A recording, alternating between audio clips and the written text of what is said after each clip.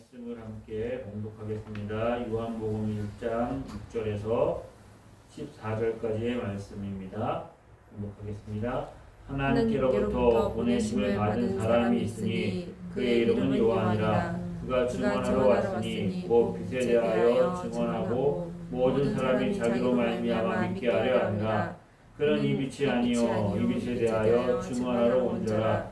참 빛 곧 세상에 와서 각 사람에게 비추는 빛이 있었나니 그가 세상에 계셨으며 세상은 그로 말미암아 지은 바 되었을 때 세상이 그를 알지 못하고 자기 땅에 오매 자기 백성이 영접하지 아니하였으나 영접하는 자 곧 그 이름을 믿는 자들에게는 하나님의 자녀가 되는 권세를 주셨으니 이는 혈통으로나 육종으로나 사람의 뜻으로 나지 아니하고 오직 하나님께로부터 난 자들이니라. 말씀이 육신이 되어 우리 가운데 거하심에 우리가 그의 영광을 보니 아버지의 독생자의 영광이요 은혜와 진리가 충만하더라. 아멘. 은혜와 진리로 다스리는 예수님이라는 제목으로 말씀을 함께 나누겠습니다. 누군가에게 인정받지 못한다는 것만큼 사람을 비참하게 만드는 일이 없습니다. 인정받지 못한다는 그 서글픔, 그러면 화가 나기도 하고 짜증이 나기도 합니다. 사람 누구에게나 인정받고 싶어하는 욕구가 있습니다. 또한 사람들에게 받아들이지 못한다, 소외감을 느낀다는 것만큼 사람을 아프게 하는 것이 없습니다. 사람이 인정하지 않고 그를 핍박하고 배척하고 소외시킨다면 인생을 살아갈 수 있는 많은 힘과 동기를 잃어버리게 될 것입니다. 오늘 말씀에 보면 이스라엘 백성들은 오랜 세월 동안에 메시아가 오기만을 기다리고 있었습니다. 메시아가 오실 것을 구약 성경은 예언하고 있었고, 당시 백성들은 메시아가 오심에 대해서 성경을 통해서 잘 알고 있었고 기다리고 있었습니다. 메시아가 어디에서 태어날지도 미가 선지자를 통하여서 예언되어 있었습니다. 베들레헴아 에브라다여 너는 유다 족속 중에서 작을지라도 이스라엘을 다스릴 자가 내게로 나올 것이다. 예수님이 베들레헴에서 나실 것을 예언하셨습니다. 그리고 그가 이새의 줄기 다윗의 후손으로 그리고 천의 몸으로 잉태되어 이 땅에 오실 것도 이사야 선지자가 미리 성경을 통해서 예언하였습니다. 그리고 예수님은 정말 성경의 말씀대로, 성경에 예언된 대로 구약의 성경의 말씀을 성취하시고 이 땅에 오셨습니다. 오늘 본문에 보면 자기가 만든, 주님께서 그로 말미암아 지은 바 되어진 땅에 오셨습니다. 그리고 자기 백성들에게 오셨습니다. 그런데 어떡합니까? 세상은 그를 알지 못하고 자기 백성은 그를 영접하지 않았다라고 성경은 이야기하고 있습니다. 왕이 오면 어떻게 합니까? 그 왕을 영접하고 환영해야 되죠. 우리가 사극을 봐도 왕이 행차하면, 왕이 오면 다들 왕 앞에 엎드려서 왕이 오심에 대하여서 그들은 경배하고 왕을 영접합니다. 성운이 만극하옵니다 이러면서 누추한 이곳에 왕이 오시다니. 그래서 왕을 맞이합니다. 그런데 오늘 본문에 왕이신 예수님이 자기가 만든 세상에 자기 땅에 오셨고 그 백성들이 그 왕을 영접해야 되는데 영접하지 않았다라고 말합니다. 이미 우리 예수를 믿고 저와 여러분 예수를 영접하기 때문에 성경을 읽으면서 정말 답답한 일이 있습니다. 왜 얘들은 정말 육신이 되어 오신 예수님을 보고 듣고 또 만질 수도 있고 경험함에도 불구하고 예수님을 믿지 않고 예수님을 영접하지 않는 것일까? 오래전부터 성경에 예언된 대로 예수님이 오셨음에도 불구하고 그들은 왜 예수님을 믿지 않고 영접하지 않을까? 그들이 예수님을 영접하지 못한 이유, 영접하지 않은 이유는 이미 그들 안에 예수님 왕으로 오셨는데 그들이 섬기고 있는 왕이 있었기 때문입니다.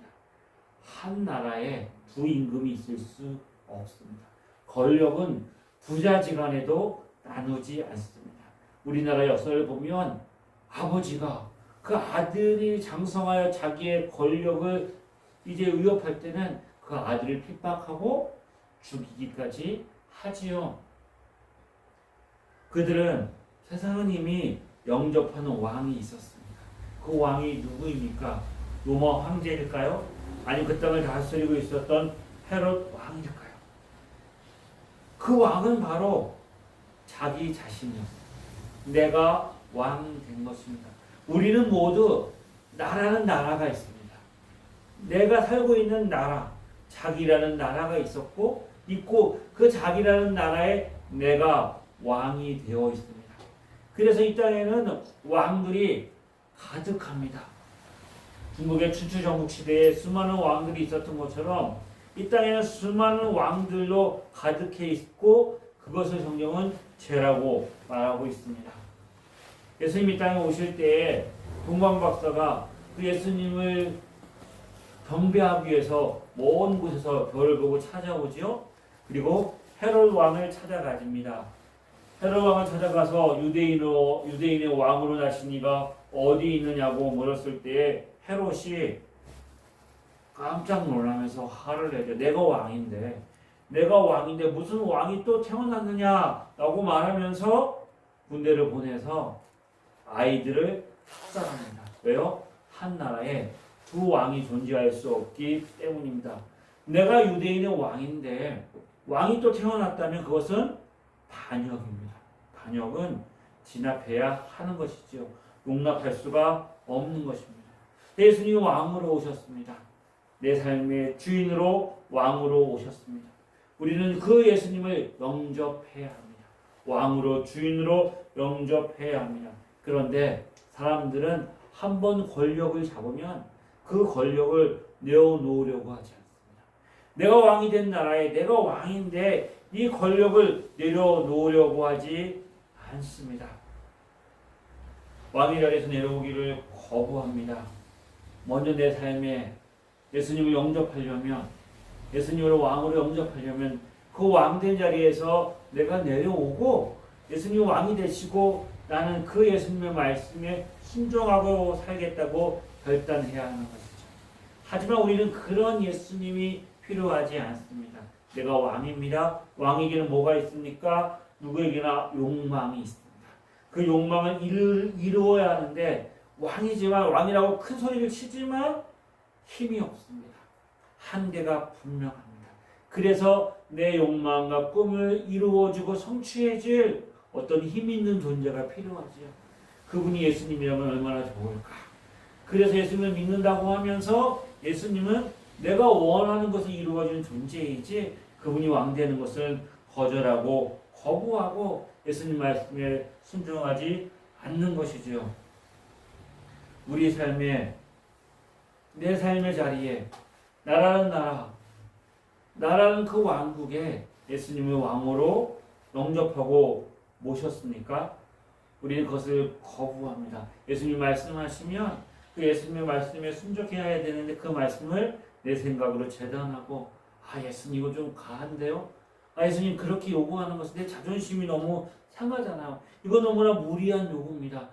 내가 그래도 여기까지는 내가 참을 수 있는데 그것까지 하라는 것은 너무 가한 거 아닙니까? 이런 식으로 주님의 말씀을 내가 원하는 것은 받아들이고 내가 순종하기를 그리고 내가 받아들이기를 어려워하는 문제들은 거부해버리고 그러면서 주님이 나의 삶을 다스리는 것에 대해서 내 생각을 앞세우는 것 예수님 여기까지는 내가 순종하겠는데 적당히 그리고 내 감정과 내 기분과 내 생각을 앞세우는 일들이 얼마나 우리의 삶에 많이 있습니까?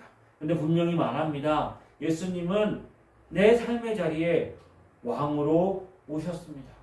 내가 예수님을 믿는다고 말합니다. 예수님을 영접하는 것이죠. 예수님을 뭐로 영접합니까? 주님으로 영접하시는 거예요. 주님으로 영접한다는 것은 그가 왕이라는 의미입니다. 그가 다스리고 통치하는 것입니다. 내가 주님의 나라의 백성이기에 그러므로 인해서 내가 주의 말씀에 순종하며 살겠다고 결단하고 결심하며 그렇게 살아야 하는 것이죠. 평생을 자기가 왕이 되어서 자기 나라를 위해서 자기가 뜻한 바를 가지고 자기 욕망을 성취하기 위해서 일생을 살았던 사람이 있었습니다. 그 삶을 실패했습니다. 그 삶을 얻기 위해서 다른 사람을 속이기도 하고 그리고 더 나아가서 사람을 죽여서 잡혔습니다. 강도로 살았고 사람을 죽여서 이제 살인 사형장에 처하게 되었습니다. 그가 누구냐면 예수님 한편에 매달린 강도였습니다. 그는 평생 자기가 세운 왕국의 왕이 되어 살았지만 그는 그 삶을 실패하고 죽음을 맞이하게 되었습니다. 근데 그 한편에 예수님이 중앙에 달려 계십니다. 그는 유대인의 왕으로 오셨습니다. 아무리 봐도 그는 자기 자신과 다른 인생을 살았습니다. 그가 선포했던 하나님의 나라, 저가 다스리는 그 나라는 어떤 나라일까? 그가 삶을 살아오면서 들었던 예수님에 대한 이야기들이 기억났고 그러면서 그는 마지막 숨을 거두면서 이렇게 이야기하죠. 당신의 나라가 임하실 때 나를 기억하소서. 자신의 모든 것들을 내려놓고 그 하나님이 다스리는 나라에 자신의 삶을 맡겨놓습니다. 그런 것처럼 우리 인생은 우리의 삶의 주인된 자리에 주님을 왕으로 모시고 그렇게 살아야 하는 것이죠. 우리 인생이 왕으로 주님을 사랑하며 섬긴다고 말하지만 우리가 정말 그 주님을 왕으로 영접하지 못하는 이유는 내가 생각하는 나라와 주님이 생각하는 나라가 너무나 다르기 때문입니다. 오늘 본문에 세상은 예수님을 알지 못했다고 말합니다.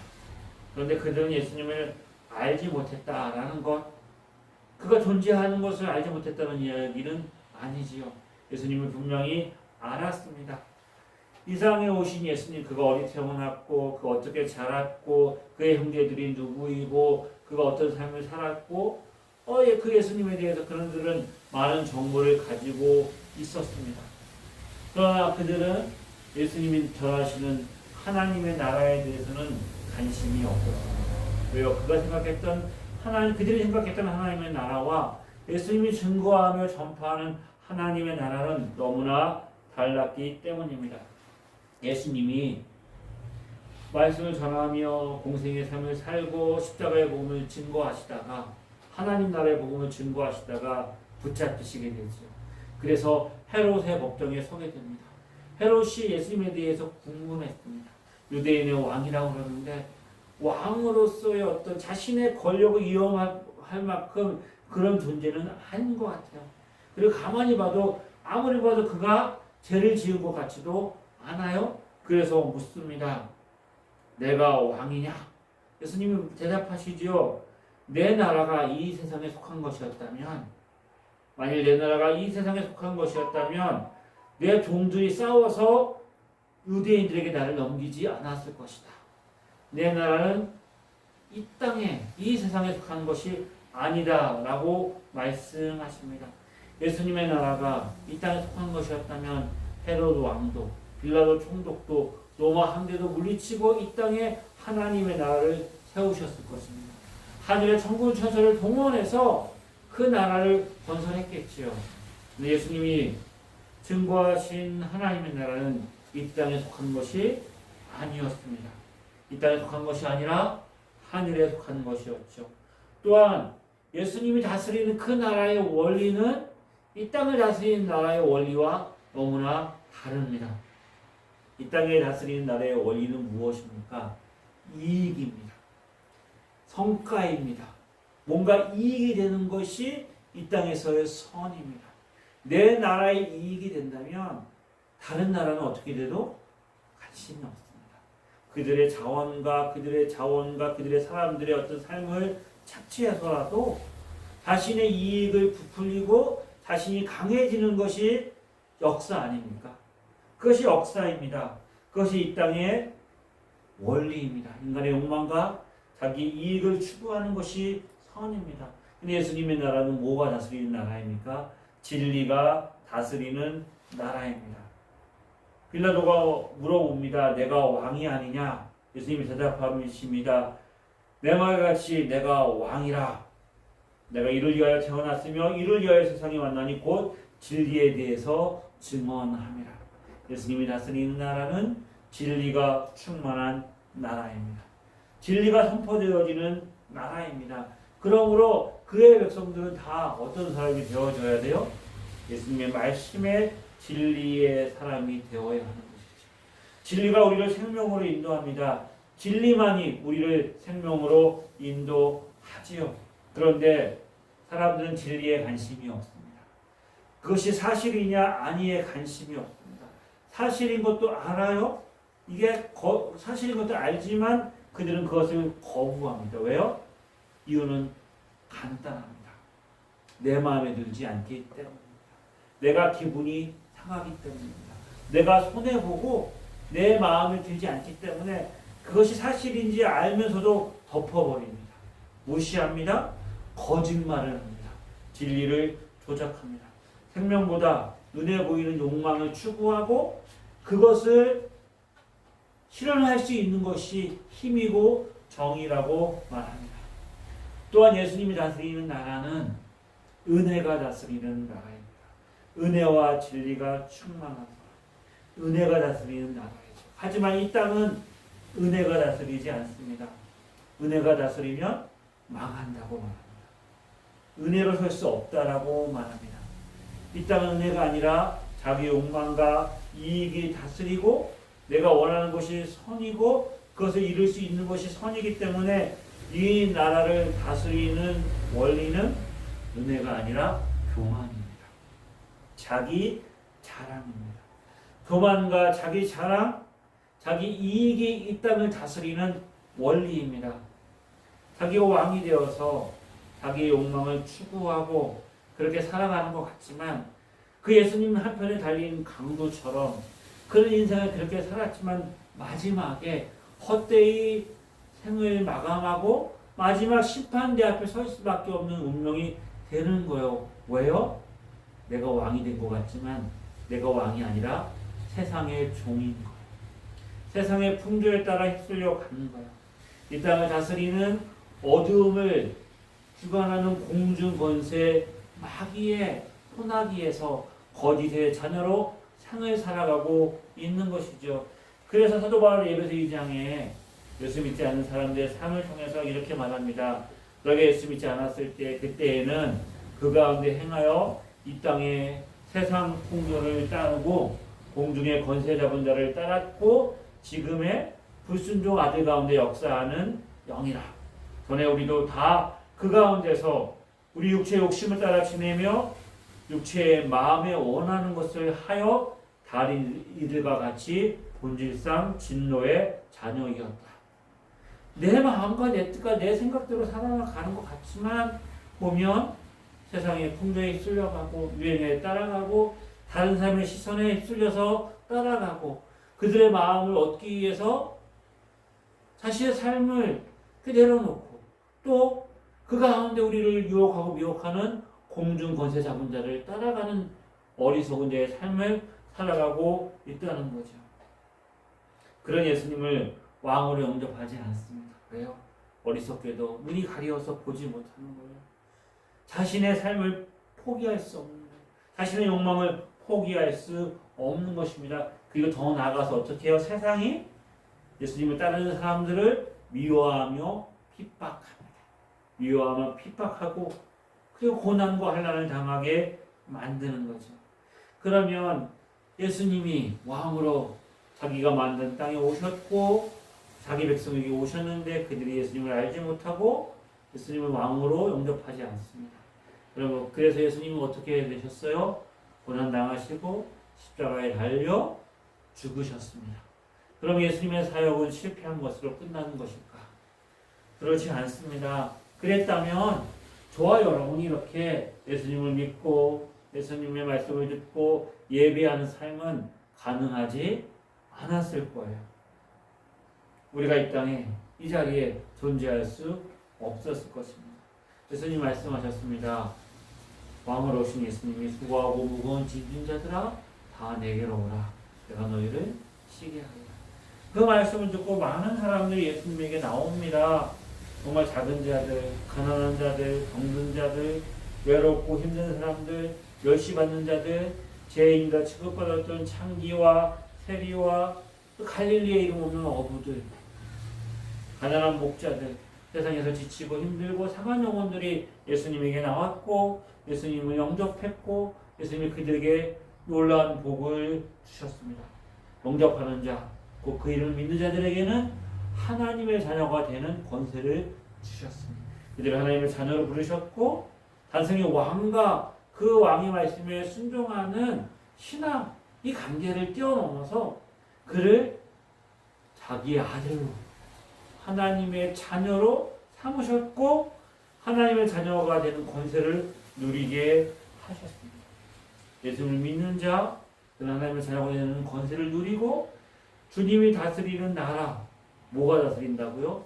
진리와 은혜가 충만하게 다스리는 그 나라의 백성으로 이 땅을 살게 하셨습니다. 이 땅에는 두 사람만 있어요. 교회 나오는 사람, 교회 나오지 않는 사람, 그게 아니라 예수님을 왕으로 모시고 살아가는 사람과 예수님이 왕이 아니라 여전히 내가 왕이 되어 살아가는 사람.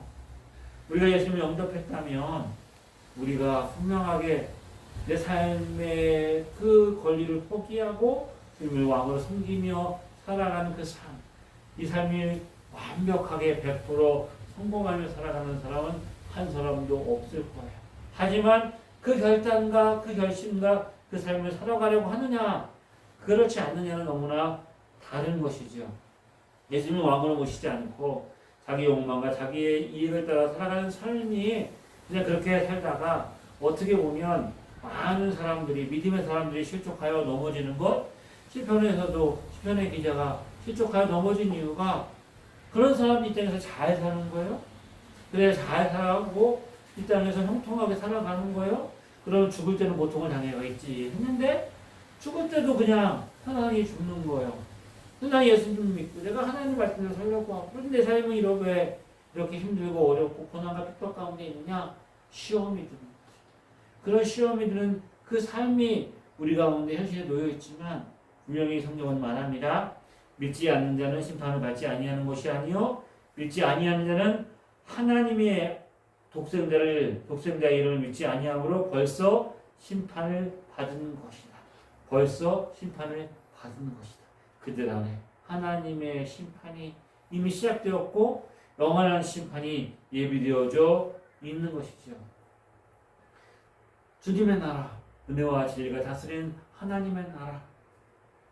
내 삶의 자리에 내가 왕이 되지 아니하고 은혜와 진리가 충만하게 다스리는 그 나라, 그렇게 되어지기를 소망하고 그렇게 되어지기를 우리가 기도하며 나아갑니다.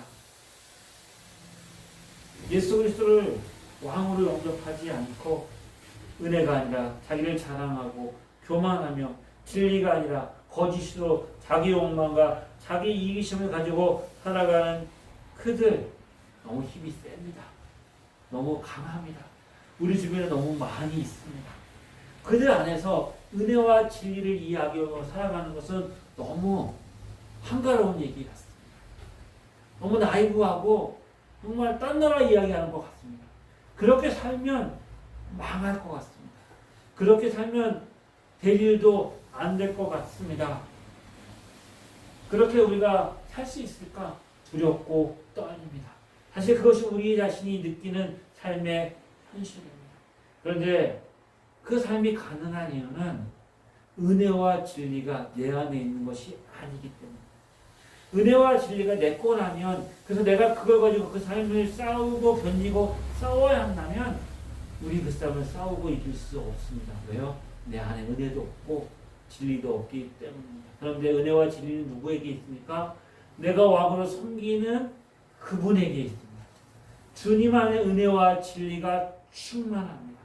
그러므로 그 싸움은 내 안에 있는 그 조그만 은혜와 진리를 가지고 내가 싸우는 게 아니라 그 싸움을 주님 앞에 맡기고 주님의 은혜와 진리가 내 삶을 다스리고 내 환경을 다스리고 내 일터를 다스리고 내 삶을 주관하여서 그 은혜와 진리가 싸우도록 맡기고 순종하며 나가는 것입니다. 그 싸움의 성패는 나에게 달려있지 않습니다. 그런데 그렇게 싸우다 보면 어떻게 해요? 안 되는 일이 됩니다. 정말 상상할 수 없는 일들이 이루어집니다. 이루어질 수 없는 일들이 성취되어집니다. 넘을 수 없는 벽 같은 벽이 무너집니다. 내 손에 가질 수 없었던 어떤 것들이 어느 순간에 내 손에 와 있습니다. 그런 놀라운 일들이 내 삶에 이루어지고 경험되어지는 것을 보게 됩니다. 왜요? 은혜와 진리가 내 삶을 다스릴 뿐만 아니라 세상의 원리와 세상의 풍조로 가득된 이 세상, 그것이 우리 가정일 수도 있고 우리의 직장일 수도 있고 내 삶의 인간관계일 수도 있고 이 땅의 정치와 경제와 이 세계의 질서일 수도 있는 이 세상 가운데 힘과 그 욕망이 다스리는 것이 아니라 은혜와 진리가 여전히 주님이 다스리고 계시기 때문에 우리 삶의 놀라운 일의 결과들을 맛보며 그것들을 경험하게 하십니다. 아멘. 그것이 우리의 소망입니다.